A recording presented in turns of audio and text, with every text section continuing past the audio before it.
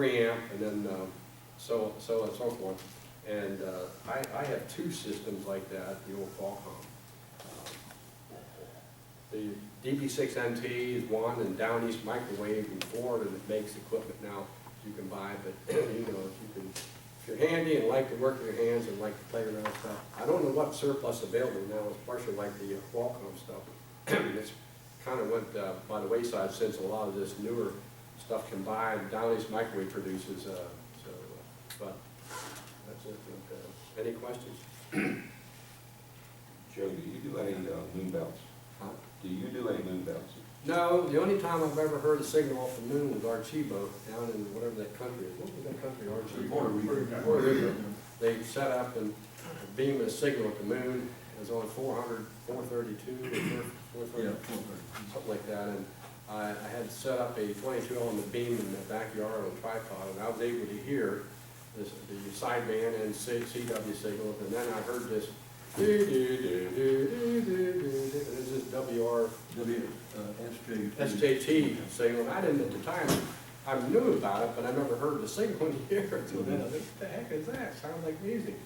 But it's very effective in weak signal work when you use it. John could tell you more about all that.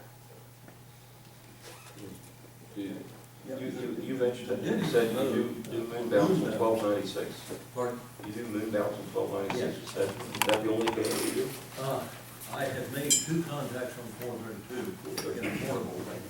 I decided that I would not go into the business of modifying the dish where I go out and change feed in the middle of the night. Some guys do that. I don't care to do it. So I concentrate on 1296. What I did portable was for a field day, SMRE Club in 2012. It was most enjoyable. I worked at a big station for German. I was just using about 90 watts and $1.27 a day. It was a JT65. The screen had a lot of crap on it. And I luckily clicked on the right one, and that was the decode made contact. I worked the same chap 2 days before the QPH. Now on WSJT on 1296, I worked with friends who I visited in Australia, in Tasmania. I worked Rex when I got back after a couple of tries. The signals were so weak that we heard nothing. But each of us saw the other's call letters on the screen. It was legitimate contact, and each of us got a QSL. And I had a number like that. I've also worked sideband. I made 2 sideband contacts off the moon. One was fairly comfortable. That's because the other chap was using a 48-foot dish and a kilowatt. You don't get those out of box top, out of cereal boxes. I don't know how much his station costs, but if you go there, you better take a checkbook that's that long. Yeah, I never worked that cheap, but I heard it. I heard it that one time there. Tried to work it, but I never got through it. So. Yeah. Now, your background, you fellows, is it in telecommunications or communications No, in that respect? John, you want to go? Mostly. Yeah, go ahead. Well, my background, I was in the Army and microwave and radar systems when I went to school at Fort Monmouth, New Jersey. And then was in the radio communications later on. Then I finally got into the calibration agency where this particular microwave process, the older system was using Klystrons and Strand 800 oscillators and all kinds of equipment we had to deal with to set up and just to do one frequency. When you see that and then see what today that they're able to do with the signal generator and bam, right on frequency, with a counter being able to measure it, was not simple back in the mid-60s. So, and then, I guess pretty much was in the calibration until I retired from Letterkenny here. And since most of the time I've been in ham radio stuff. I used to be a real active member of this club too for a good thing. In fact, I built the original repeaters. The old 147, 12 repeater. Back in when I think it's in the 70s, I think. That's what you told me. I think it was back in then. So and I learned, I tell you what, I learned so much from doing stuff in ham radio that helped me at work, that I never would have gotten experience otherwise, if not been through ham radio. And building stuff, especially working with repeater circuits and stuff like this. You tackle something like convert snowflake. Anybody ever heard the term snowflake? You take these strip lines on a PC board, and you take toothpicks with little 50 by 50 centimeter inches flake of copper, and glue it to it, and you stick it on there, and you find the hot spot that makes your signal come up. And it's tuning, you're actually tuning a strip line by snowflaking. And you take these little flakes and you find a hot spot, you put one in there and turn the power off first, of course, and then tack it in there, and then we'll want to see what other spots give you a additional peak. And this Qualcomm stuff I had to do, well, not this right here, but the Qualcomm stuff I had at home, I had to do a lot of snowflaking to get that stuff to work. And then you're converting from a PC board type bandpass filter to a pipe cap. Now that, pipe cap, what you say pipe cap? All these little half-inch pipe cap for half-inch copper tubing that you go to the plumbing store and get. You can make a bandpass filter for 10 gigs out of it.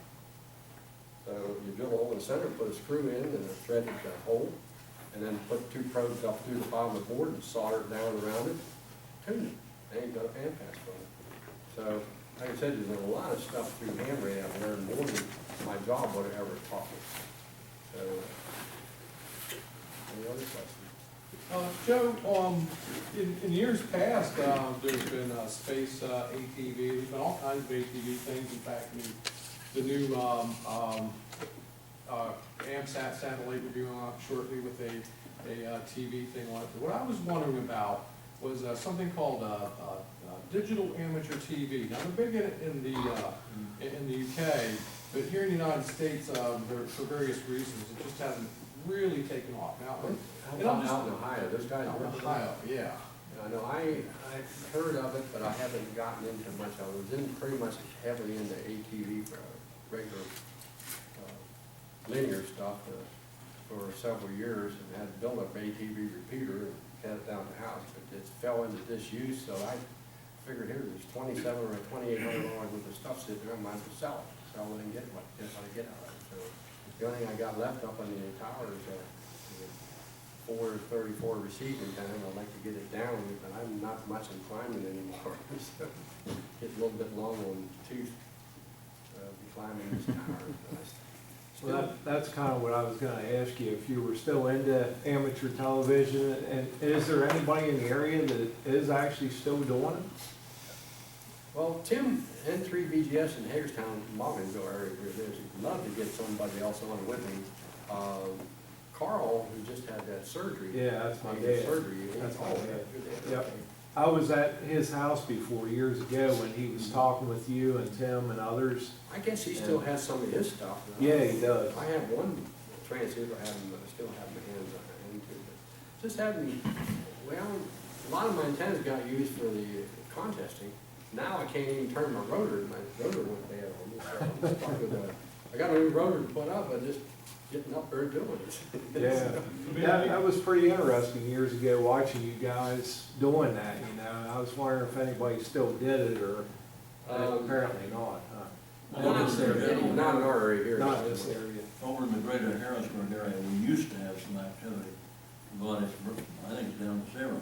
How about the brats down in Timonia? Are they still, can we get the brats by DXO? I don't think they're active anymore here. There is activity down there as far as I know. We had a very nice system in the greater Harrisburg area. Micro, there was input on 1280, output Oh, yeah, that was great. on 3480, but there's a variety of problems. To sum it up, it's a 0.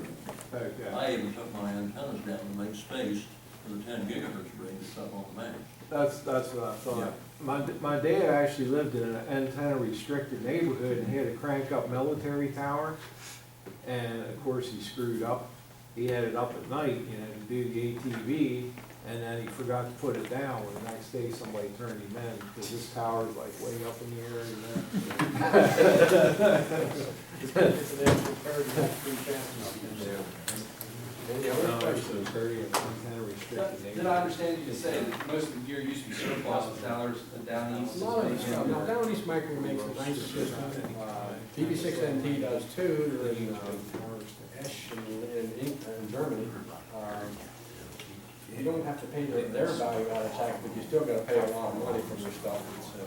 It's almost like website, and then the shipping gets involved too, so. You can get stuff, and then John has got a lot of his equipment. DB6NT stuff, high stuff, they have little tiny transmitters that big. That one brick I have is about that big. And, so you can get, a lot of guys are doing it, putting multiple, transmitters in one box, fed off of one, oscillator that they're using these, outfit out of, I forget where it's at now. They have these phase lock loop, lock to 10 megs. They're a lot more accurate now than they used to be, and transferred. And so they're using what they call the beagle bone stuff, these boards and circuits, and programming them from multiple remote control of their stations. I know some of the contest stations, there's a guy sitting down in Florida working a contest station is up on the mountain down in West Virginia. And where are you located? Florida. Okay. So pretty neat. I said, you're sitting down over more, we're up here where it's cold. So they're doing a lot with it. I mean, it's just getting so blown, going, just going not haywire, but really going like crazy on this digital stuff and remote control and some of these equipment, you know. What was the, is that DB6NT, November Tango? DB6ND, Okay. November Tango. And Down East Microwaves, Oh, Joe, let me, the proper name, we casually use his call letters, but the proper name is Kuna. It's owned by a chap named Michael Kuna, yeah. whose call is DB6NT, KUHNE. Do a search on it, and it'll come back, it should show you. That's electronics, isn't it?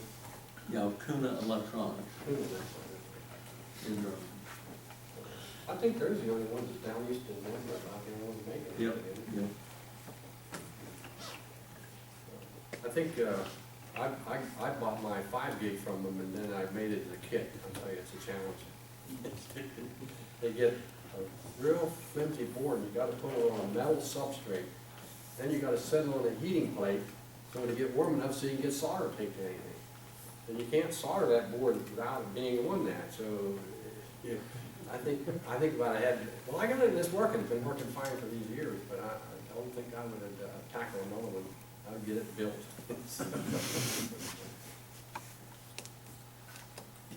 Okay, any other questions? You could never say ham radio is boring, because there's so many things that Oh, yeah. you'd have to have 3 lifetimes to do everything that ham radio involved. Well, that's true, you did It's so everything. complex. Yeah. Okay, let's give him a big round of applause. Thank you very much. And am I to understand you guys have second parts to this presentation that we can invite you back for some other time in the future?